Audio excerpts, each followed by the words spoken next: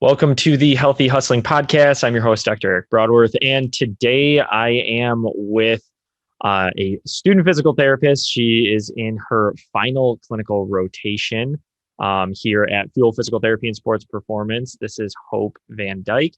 Hope is an avid runner. She actually went to Kelvin in her undergrad and ran cross country and track there, correct? So she ran cross country and track there, and she really enjoys working with athletes and is hoping to do so after she finishes school here shortly, passes her boards, all that fun stuff. And Hope so far has been doing a great job. So thanks for coming on here, Hope. Yeah, thanks for having me. So tell us a little bit about yourself. Why did you decide, I guess, first off, to be a physical therapist? You don't have to be super close. Okay. So I struggled quite a bit with injuries throughout high school and college with my running. I've had 7 stress fractures, 4 in high school and then 3 starting out my first 2 years of college. And so just really interested in how the body moves and how you can use movement and strengthening and knowing about the body to be able to help people perform the sports that they want to be able to do.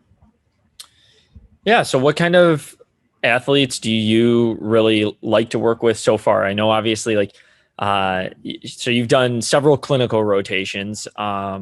You're going to Grand Valley right now, graduating from there. And so you had one short one your first year, then you had another one in your second year that was also short. And then really the last year's been 3. This is your 3rd clinical rotation in this last year to really get you ready to go out in the field. So from your experience so far, what type of athlete or person do you like to work with the most? I would say my favorite are runners just because I can relate to them the most. But I love working with all athletes, learning more about other sports too. But yeah, I guess I would say runners just because I can relate to them. And so with your experience with runners, you mentioned the 7 stress fractures. You've definitely had your fair share of injuries when it comes to running, but you've been able to push through. What's been can you sum up, I guess, your experience with running, injuries, how you've overcome them? Uh, Obviously, you've been to physical therapy, right? So could you talk with us a little bit about that? Yeah, so I would say I've been to quite a few different physical therapists. And what I ended up finding was the biggest impact for my stress fracture, biggest impact for decreasing my stress fractures and preventing those, as I haven't had them for about 6 years now, would be my nutrition. In high school, just had a lot of bad mindsets related to nutrition, not eating fats, so not eating any cheese or nuts or anything like that, which all have important nutrients. Your body needs fats to be able to recover, to be able to function properly. And then I it ended up being when I had my final 7th stress fracture and it was not healing. It was 9 months. I had been off and on crutches multiple times, and I just finally realized I had to change something. So I finally was willing to fully listen to a nutritionist, give up control that I was seeking constantly, just trying to control everything I ate, very limiting my food intake, and finally started listening to the nutritionist. And before that, before you went to a nutritionist, you'd been to physicians, right? You've been to physical therapy. What was your experience with that? What did they tell you? And obviously, like, you kept then having stress fractures. What was their answer? Yeah, so I had seen multiple PTs who had tried some different things, didn't really look at my nutrition. And then one main doctor that I remember was an orthopedic surgeon that he had said my body just wasn't built for running. I just need to try biking or finding other things. And the common theme was not digging deep enough to see what was going on in missing a big important issue with nutrition.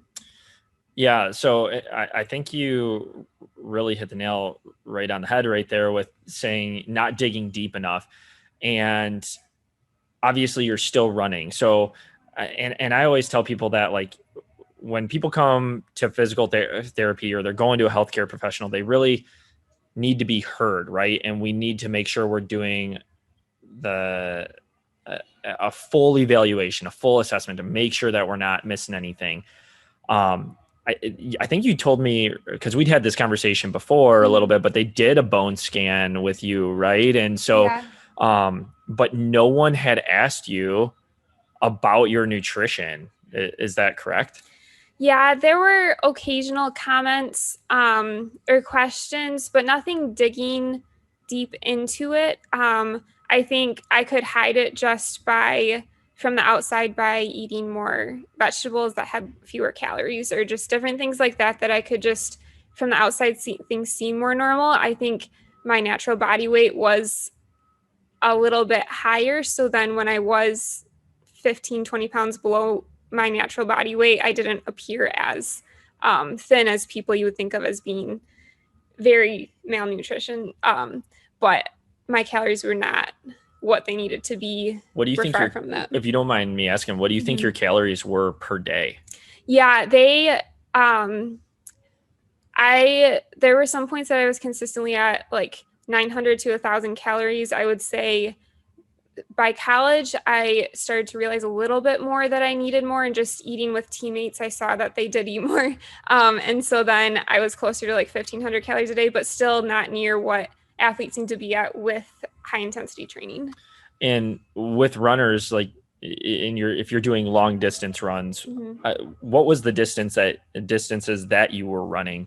Obviously, if you're cross country athlete in high school, you're doing 5Ks. Those are the races, but typically you're going to end up running more than that, right? For your training. How many miles were you putting in a week? What were your long runs looking like? Do you mind? Yeah. So high school, I would say I probably was at 25 to 30 miles a week. Off season, I would sometimes do closer to 35 miles a week. But then starting through college, I gradually built up to, by sophomore year, I was doing 65 to 70 miles a week. Junior year was 70 miles a week. So, And were you only taking in like the 900 calories when you were doing those higher miles, the 60 to 70? At that point in college, I was closer to the 1,500 calories. High school was more of the 900, where I was really off, but yeah. So, and obviously, so being an endurance athlete and an athlete in general, your body definitely needs those calories, right? For energy and to recover. When it comes to being a higher level athlete, especially like when you're in college and you're really pushing your body, nutrition and getting that energy, our energy source, is a big part of training and what's going to help us perform at a high level and really help to fuel our body. What were some of the effects? Obviously, malnutrition, having a lower weight than what you should is a sign. But what were some other signs that nutrition was a big problem that was not uncovered by your physical therapist or like the physicians? Yeah. Well, one, I had a goal in high school of not having my cycle, not menstruating, and which I think is a big issue for female athletes in high school. There's just idea that if you're training hard and not eating enough, then it can be healthy to not have it, but that's not true at all. Like, in order for your body to have the correct hormones it's created to have and function correctly, repair itself, that's a huge part also with nutrition. Is sometimes we can focus so much on getting the hard work in, being thin enough, but then so much, like, in order for your body to actually take the improvements that you use from the hard work, you have to recover. And so the part where you're actually getting stronger is recovery, which is what you need nutrition for that too. And I think another part that is a misperception related to all of that too is the focus on what people look like with how thin you are, something like that. And there's so much more that goes into being a good athlete. So there's the recovering, there's like your cardiac output, how your oxygen exchange happens, your muscle fibers. Like there's so much that goes into in recovery, like a huge part. So yeah, I would say there's a lot that goes into that. So what's the term for that? I think we call it REDS, right? So do you want to talk about that a little bit? Yeah. So REDS or RED-S is remembering the acronym for it. So it's relative energy deficiency in sport. sports. Yeah. So talk about a little bit about relative energy deficiency in sport. It's kind of like what we were just talking about, but yeah. So just not taking in the number of calories to be able to fuel your daily lifestyle. And so your body then tries to adapt by sometimes saving energy, becoming less efficient in using energy, and then can adapt by changing hormones and things like that. And eventually it can end up pulling things from your bones, which can make your bones weaker, breaking down muscle tissue more. There's a lot of effects that are not positive for being a high level athlete.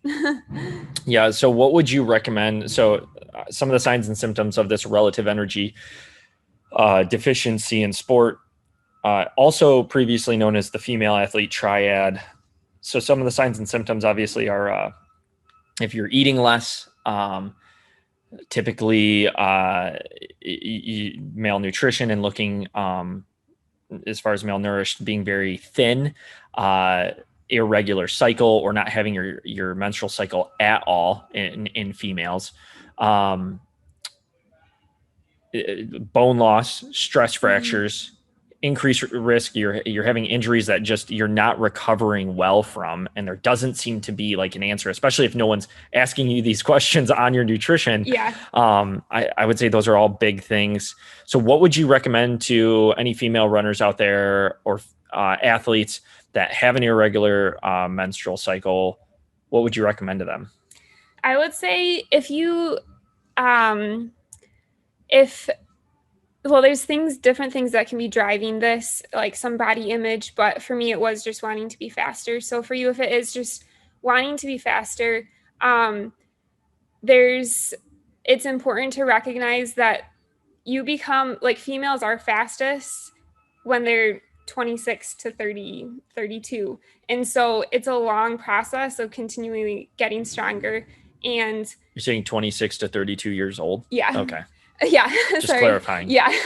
And so it's a long process, and sometimes you can look at the people who are fastest, who have gone through a lot of training, when they are like elite runners, and their body typically looks more like that because of the amount of intensity of training they're doing, not because they're not eating enough. Like elite athletes do eat quite a bit. And so I think just like recognizing that with the things I mentioned before too, with how important recovery is, how important sustaining training and long-term training is really important to end up being faster, and to fully get what you're able to do in the long term. And then even just looking even longer,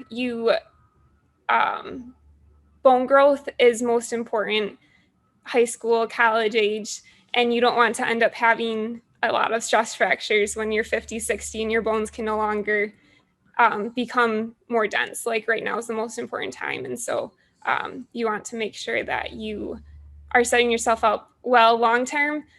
Sometimes that can just seem like it's not important. That's what it seems like for me, but it is really important, and you will be thankful later on. Yeah, I think, and to sum that up a little bit, I think some things that we need to do a better job of in the health professions, as you know, as physical therapists, as physicians, everyone involved, we need to do a better job of evaluating and assessing the whole person and not just that simple injury right in front of us. Because if things are being missed, that's where other things are going to seem to pop up. And no one had asked you. It's still about your nutrition. And so I feel like a lot of your stress fractures could have been prevented had this been addressed earlier. And I think you would have been, I know you had this been addressed earlier, like you would have been an even better athlete in high school and in college. Yeah.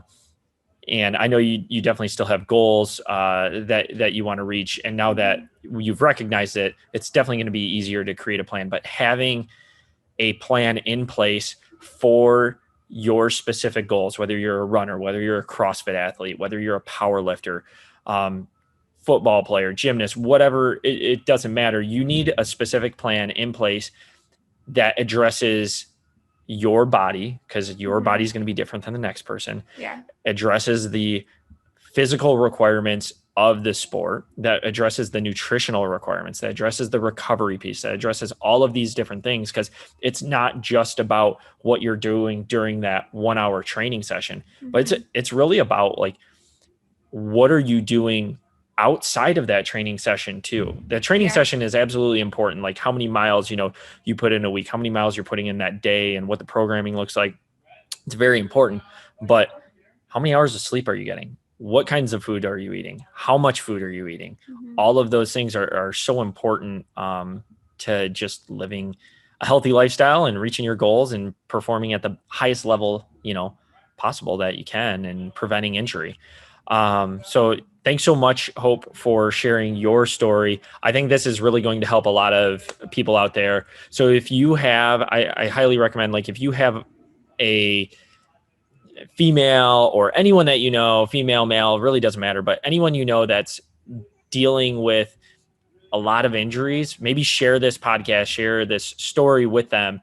And I think that they could get something out of this, hopefully. So one last question for you is, this is the Healthy Hustling podcast. So we like to usually finish. What does healthy hustling mean to you? I would say going after your passions. So that's the hustle part, where when you love what you're doing, you can be active and going after your passions, but then doing it in a healthy way that you combine the recovery and taking care of yourself also. Awesome. Yeah. And if people have any questions for you, can they contact you at all? Yeah. Where can they contact you? You could message me on Facebook, Hope Van Dyke. And then I don't know. Cool. Yeah, that works. Okay. Awesome. So it's whatever's easiest. Okay. And if you don't want people messaging you, we don't have to list that, but cool. So if you have any questions for Hope, you can find her on Facebook at Hope Van Dyke. You could also, if you have any questions for me, feel free to reach out to me. You can reach me on Instagram, drerickbroadworth.dpt.ocs. Email is eric@fuelphysicaltherapy.com. And we are happy to answer those questions for you. So thanks again so much, Hope. I think I got a lot out of this. I think other people are going to get a lot out of this. It's going to make some differences in people's lives. And we really appreciate you coming on. So thanks everyone for listening and watching, and we will catch you next time.